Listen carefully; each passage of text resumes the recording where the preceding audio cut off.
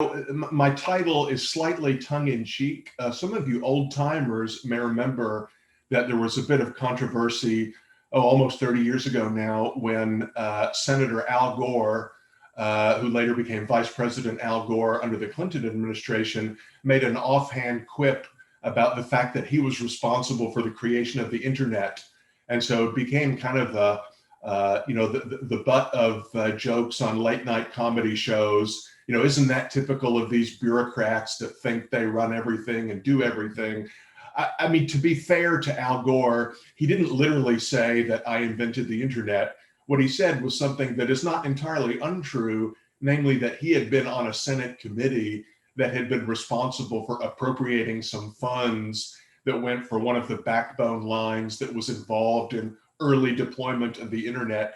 So it wasn't as ridiculous a claim as the way it sounded, but it forms a nice framing device for the kinds of conversations that we're going to have today, because we've gone in the space of just about 10 years or so from a world in which almost anybody would have thought the claim that government invented the internet was completely crazy, to a world in which an increasing number of voices, academics, policymakers, intellectuals, journalists, and so forth, are now claiming that it really is true that without government intervention, without government support, not only for basic science, but for applied science as well, we wouldn't have the internet or mobile telephony or social networks or any of the other technological tools that we take for granted today. So, what I want to discuss today is the role of government support,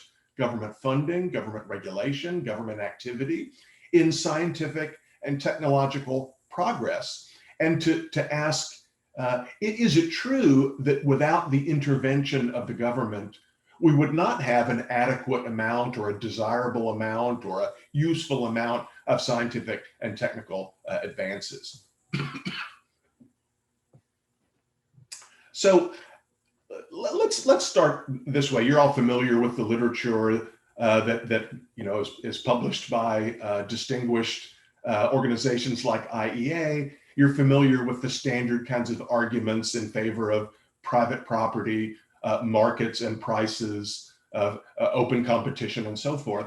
But if you ask most economists or most thoughtful people who are in favor of having free and open markets, they'll often say something like this: well, yes, free markets are good for producing sort of mundane goods and services. If you want to have an adequate quantity and quality of toasters or automobiles, maybe airplanes, maybe even IT, then yes, we don't want government provision of those things because it's inefficient and ineffective, and we have all the sort of standard arguments that we would make.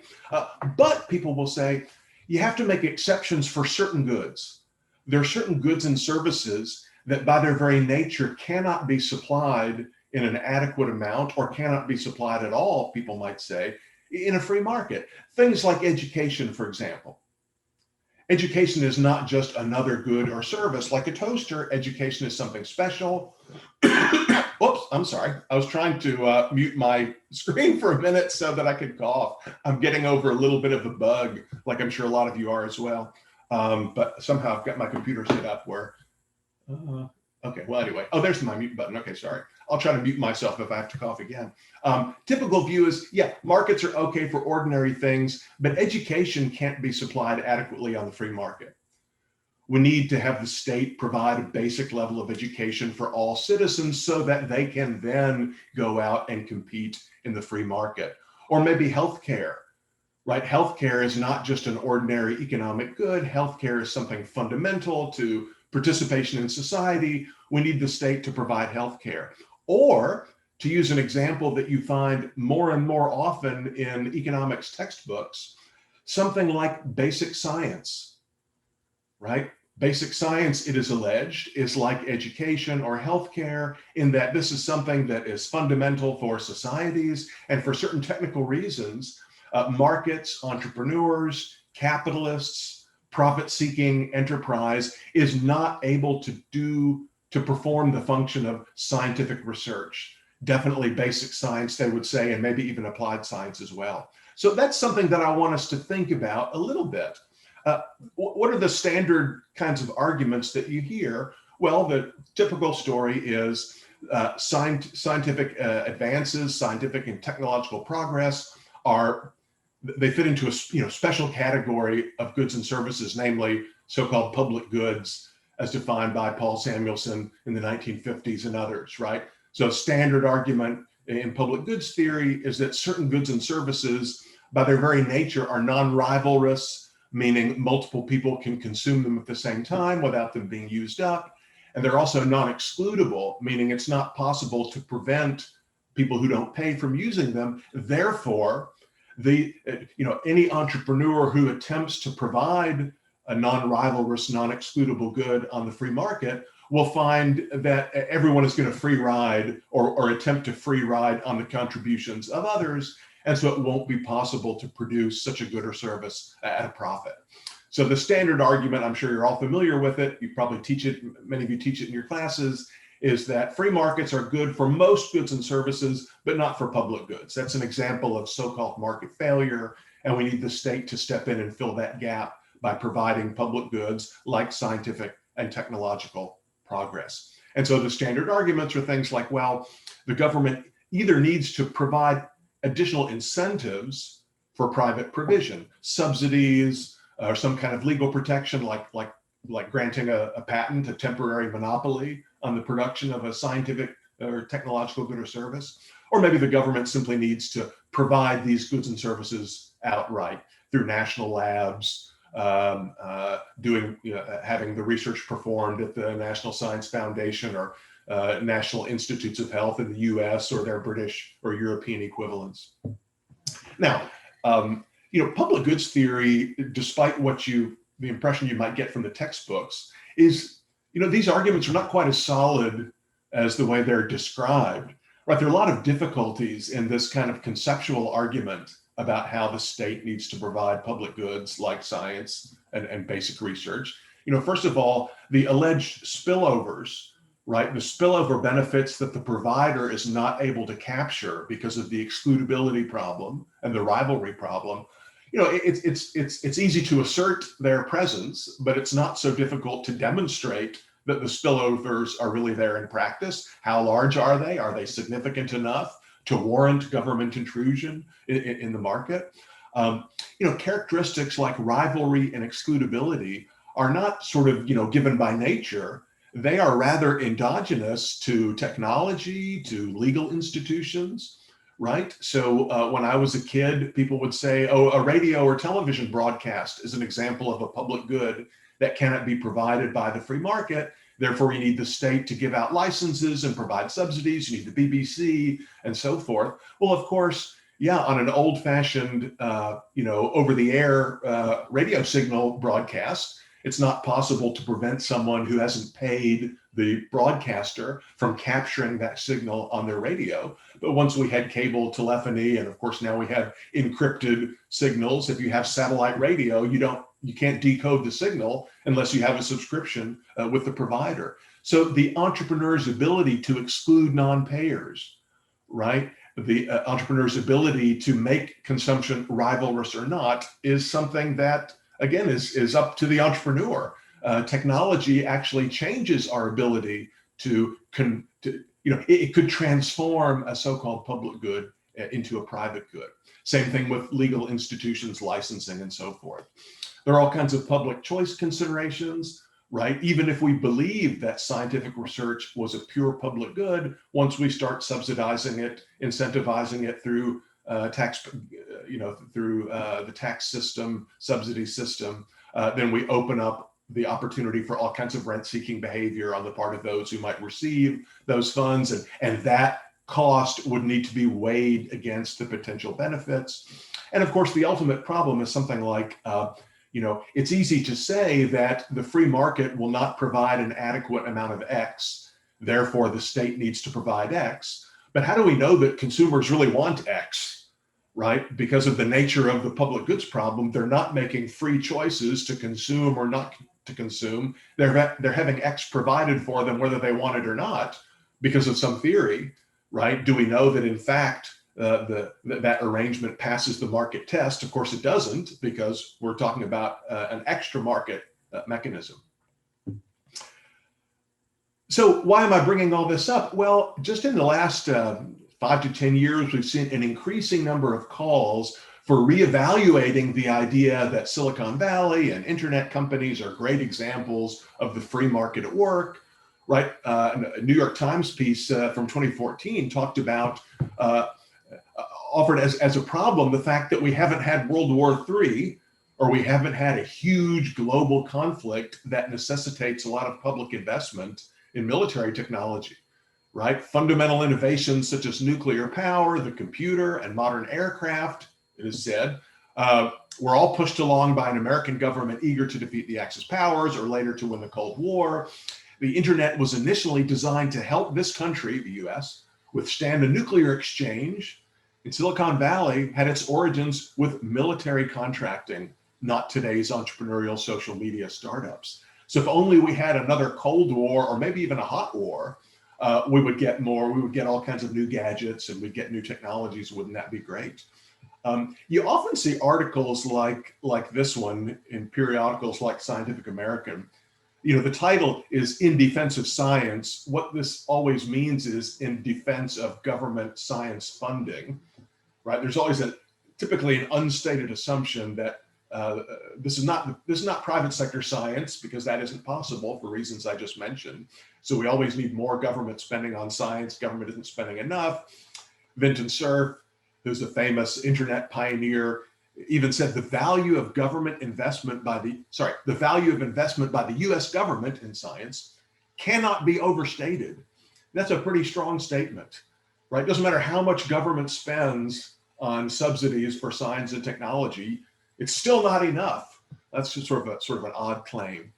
You know, just in the last year, people are talking about COVID and the government's response to COVID, and maybe, according to Nature magazine, the world is looking at another Sputnik moment, right? So, you know, people are worried that, well, in light of recession and austerity policies and so forth, we may not spend enough taxpayer dollars on finding a solution for COVID. Are we going to redouble our efforts to have the government lead efforts to advance public health, or will we, according to these people, mistakenly let austerity win the day and not have enough government investment in this problem? Excuse me.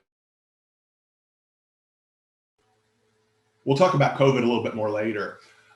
You've probably seen the popular book by Mariana Mazzucato, who's one of your British colleagues. Her book, The Entrepreneurial State, has made a big splash, and it's probably the leading title right now, making this argument that despite what people might think about the role of Bill Gates and Steve Jobs and other private sector entrepreneurs, it was really the state that has been responsible for all of these great innovations that we all take for granted today. I'm quoting from a book review of Mazzucato's book. For all the acclaim, for example, for all the acclaim now given to venture capital, according to Mazzucato, private firms often invest after innovations have already come a long way under government's much more daring basic research and patient investment of capital. Okay, using the internet as an example. So the government is a patient investor, whereas venture capitalists, angel investors are too short-term oriented. Venture capital, says Mazzucato, cuts and runs too rapidly to be trusted and encourages short-term successes that may not be sustainable. We need the state with its patient, long-term orientation. We're talking about elected officials here, keep in mind, right? To be at the steady hand of steering society's investments in technology and science. Okay, let's just break this argument down a little bit. What are the arguments? Well, the theory part we already discussed is the notion that science or basic research is a public good. What kind of empirical evidence is provided for this argument? the usual kind of evidence is a sort of laundry list. In other words, it's easy to just write down a whole set of innovations, advances, products, services, all of which, in which government investment played some role at some stage of the development of this technology. And we can look at war as an obvious place to start. During the First World War, we had a lot of in the U.S. and Europe government investment in things like manufacturing penicillin, developing certain materials like nylon, aerosol sprays, the technology we use for hairspray and so forth came out of World War I technologies. Obviously, distributing aerosols was not a good thing as it was used in wartime. During World War II, of course, we had government investment in atomic energy, in technologies like sonar and radar, the development of jet engines, and even in some sort of logistics technologies that we wouldn't think of as not a high-tech gadget, but how to get material onto ships and how to get it off of ships quickly. These are innovations in things like logistics and procurement that spilled over into private sector manufacturing. Of course, during the Cold War, you had the digital computer itself. People used to joke about Tang, which is a powdered instant breakfast drink. I don't know if you have that in the UK, but that was what the astronauts on the Apollo mission supposedly drank. Turns out the Tang story is not quite true. The GPS navigation system was developed by the military for military use. And of course, the internet itself, right, does have some origins in the development of networking technologies during the Cold War. We can discuss that in a little bit more detail if you're interested in the Q&A. Some of you old timers may remember surfing the web back in, late 80s, early 90s with the Mosaic browser. That was the first internet browser. It was developed by scientists at the University of Illinois in the United States on government grants. CERN in Switzerland, of course, is a mostly state-funded entity that's responsible for the invention of the hyperlink and other kinds of things that are part of the web. The TCP/IP protocol, by which machines communicate over the internet, also, of course, has its origins, at least partly, in military communications technology. Okay, so does this prove that the argument is right, that we do need the state or we wouldn't have these wonderful technologies? Okay, several problems with the theoretical and the empirical arguments, okay? We talked a little bit about some of the theoretical problems with public goods arguments in general, and those certainly apply here. But more specifically, a few points to raise. First, we always have to keep in mind the distinction between innovation as a technological construct and innovation as an economic construct, right? So nobody would claim that the free market maximizes the amount of pure technological innovation that's produced. Rather, the argument would be that the free market incentivizes economic innovations that are valuable, useful to consumers, that are desired by market participants. So we don't want to think about innovation in the engineering sense, right? Engineers can come up with whatever kind of innovations they want. If these don't thrive on the free market, this is not a criticism of the market. This is simply saying that those innovations are not particularly useful to consumers who, have shown they're not willing to pay to give up their hard-earned dollars or pounds or euros for the benefit of this innovation. So we want to keep that in mind, number one.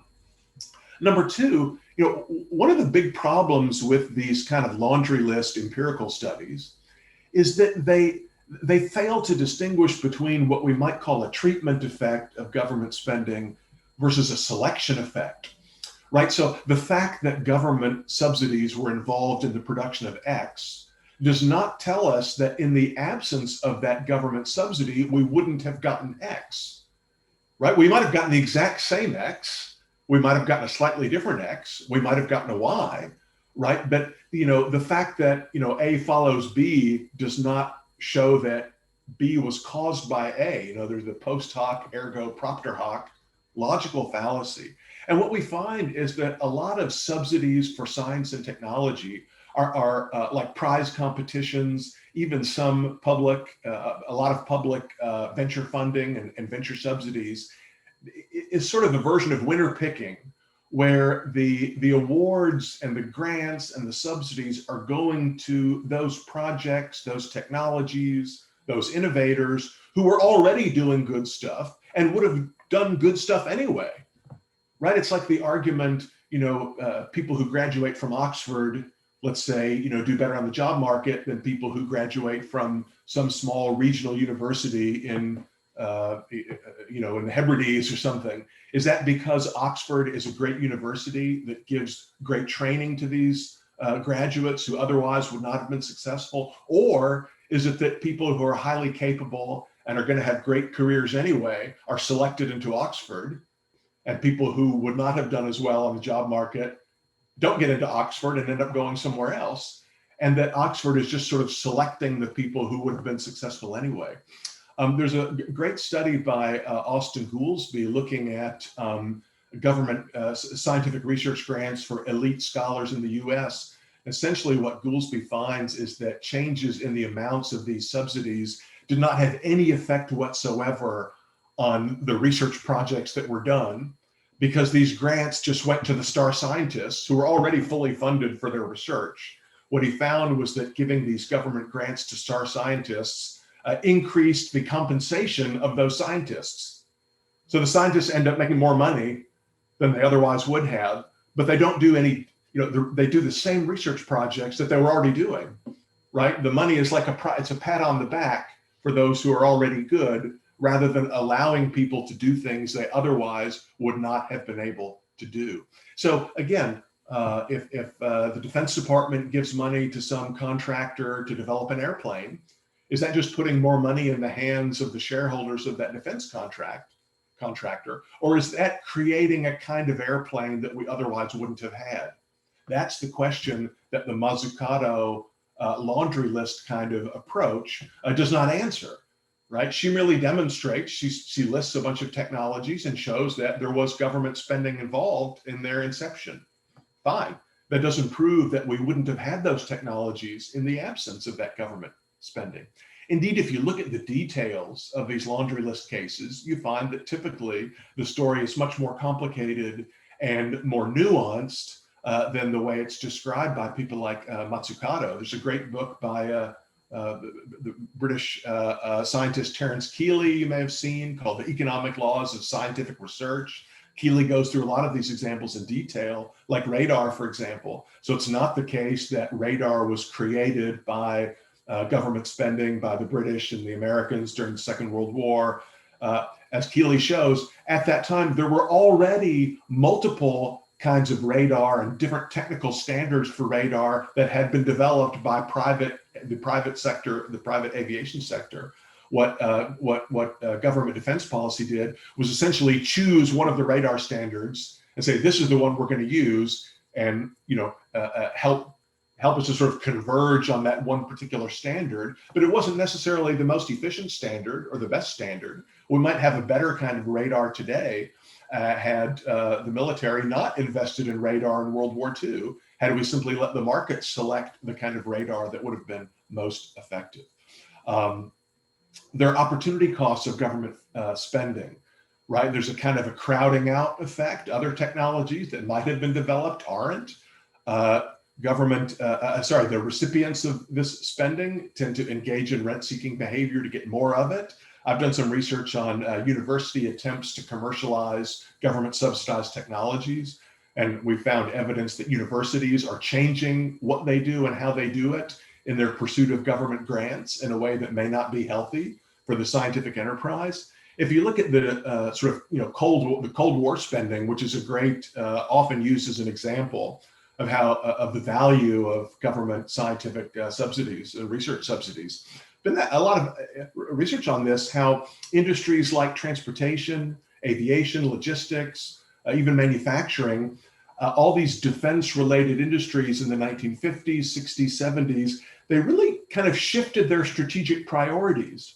So you saw private sector organizations that previously had been interested in very basic kinds of scientific research begin to move away from those in pursuit of the more kinds of applied projects that could get you government defense grants.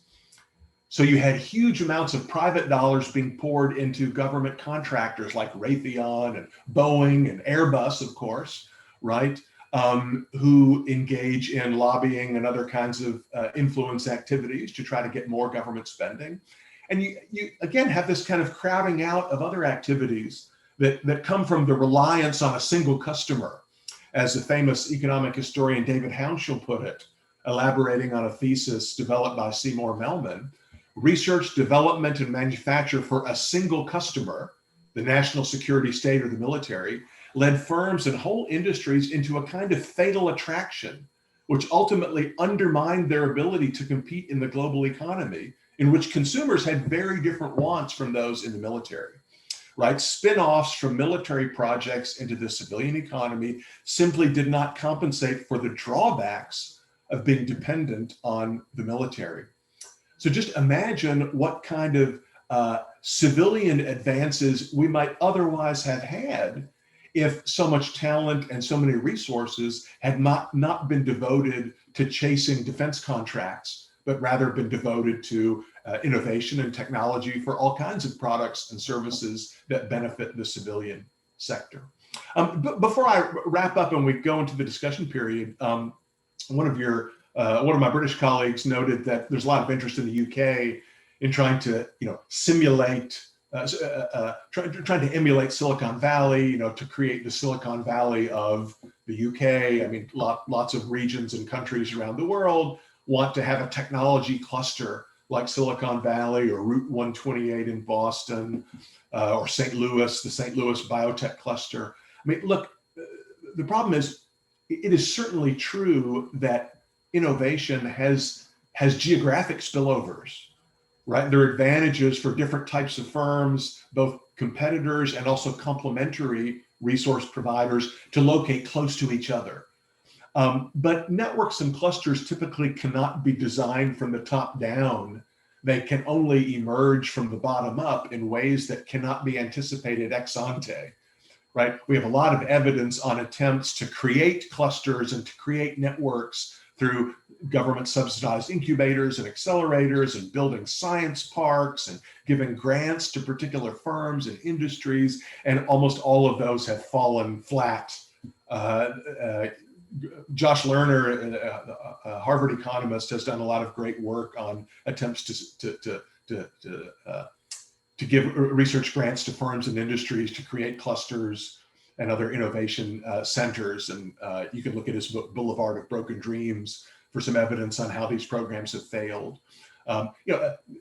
Essentially, having an institutional environment, economic freedom, property rights protection, free markets, and so forth, that is a necessary condition for the emergence of a cluster or a network, but it certainly isn't a sufficient condition. There's no magic button that the policymaker can push that will create sort of, the Silicon Valley in, Northeast England or wherever you want it to be. I just want to make a brief remark on COVID before we wrap up. Is COVID an example where, even leaving aside the public health aspect, but just looking at the R&D aspect, where we need the state to do the basic science to get us a vaccine, to get us treatments, to find therapeutics and so forth. I mean, clearly that argument is suspect at best, right? I mean, if you look at how different societies around the world have responded, again, forgetting about so-called non-pharmaceutical interventions, it's really been the private sector in terms of dealing with supply chains, right? Getting production of non-COVID related products converted into the production of masks and ventilators and different kinds of treatments and so forth. That's mostly been a private sector issue, not a public sector issue. In the US, the Trump administration developed this program they called Operation Warp Speed as a kind of private-public partnership for the development primarily of vaccines. So, they did give out some research grants to some of the pharma companies. I guess we have 3 vaccines now that are supposedly almost ready for distribution. 2 of them involve these recipients of these public subsidies, but 1 did not. Although even the firms that turned down the subsidies in some cases accepted purchase guarantees, which might be looked at as sort of an implicit subsidy. But basically, it was the private sector. It was not public labs that were doing all of the R&D for vaccine development.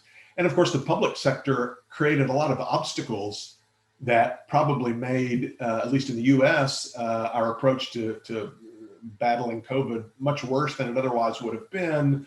There's a lot of misinformation coming from government agencies like the CDC, WHO, of course. In the US, initially, the Food and Drug Administration prevented the development and distribution of private testing kits, even though they were completely technologically sound. You could argue that there's been sort of a loss of public confidence in science because of the tight relationship between science and public policy during the last 9 months. I've used the term in an article that I wrote referring to Robert Higgs's famous book, Crisis and Leviathan. I wrote an article on what I called Corona Crisis and Leviathan, arguing that a lot of the early moves by the state to try to deal with Corona have created sort of expectations of state interventions in ways like with security after 9/11 that we will never get rid of, even though they're really sort of more sort of theater than actually providing anything useful. So to summarize and look forward to your comments and questions, scientific and technological progress is the result of many innovations, both large and small, not sort of big state-supported science. Innovations are economic goods, and they can be supplied by the market, just like toasters or automobiles or airplanes or anything else. The usual rationales for government provision for innovation are weak, both theoretically and empirically, and often they're just sort of taken for granted without being examined very closely. And those of us who understand how government intervention in the market typically works, should not be surprised if I say that government intervention in science and technology works about as well as government intervention in other industries, namely not that well. So I want to end just by challenging that fundamental distinction that many people accept, that yes, we don't want the state providing shoes, we want the free market to do that, but we have these special exceptions. No, the special exceptions, if you look carefully, are really not exceptions at all. The same principles by which we defend market provision of most goods and services also apply remarkably well to the production of these so-called special ones as well.